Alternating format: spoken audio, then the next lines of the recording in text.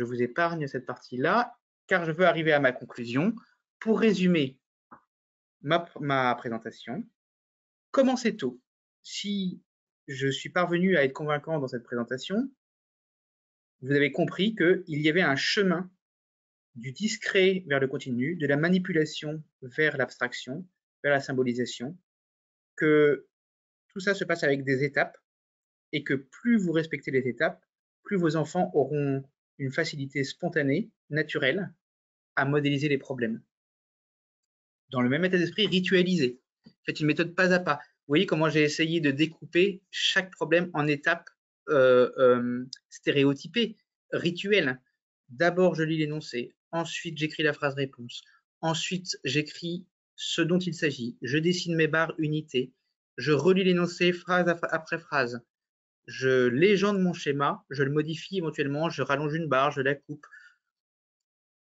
etc. Et c'est tout ça qui va non seulement être très rassurant pour les enfants, mais au fur et à mesure leur permettre de prendre de l'aisance avec cet exercice. Verbaliser, parlez toujours beaucoup. N'oubliez pas que votre parole, ça va devenir la future pensée de vos enfants, car les mots que vous employez, c'est les mots qu'ils utiliseront eux aussi.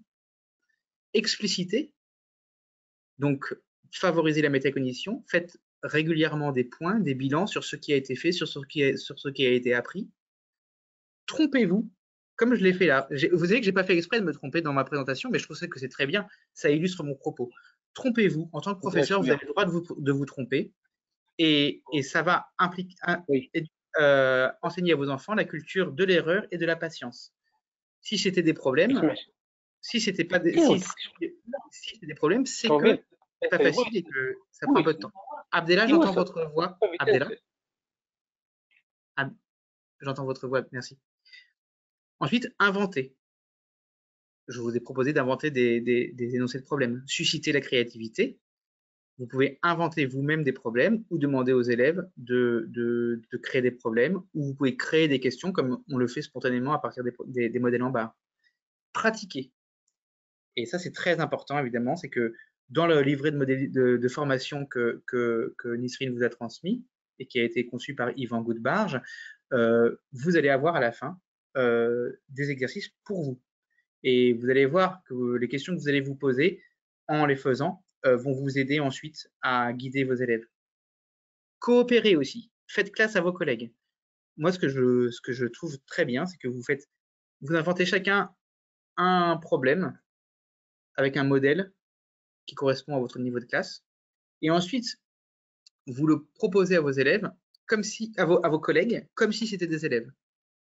Et comme ça, vous allez aussi pouvoir prendre conscience de certaines difficultés qui viennent de l'interaction.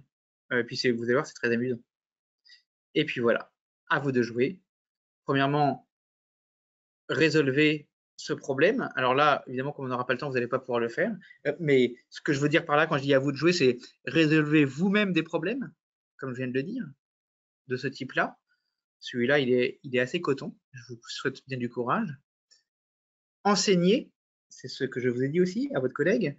Par exemple, vous prenez un énoncé de problème et vous vous dites, bah, là, le but de l'exercice, c'est que je vais devoir expliquer à mon collègue comment résoudre ce problème. Et puis, inventer. Par exemple, inventer un problème partie tout avec des fractions pour le CE2, sur la base de la présentation que je viens de vous faire et du livret de formation. En toute logique, vous devrez pouvoir y parvenir très facilement. Un problème parts égales d'un tout et comparaison pour le CM1.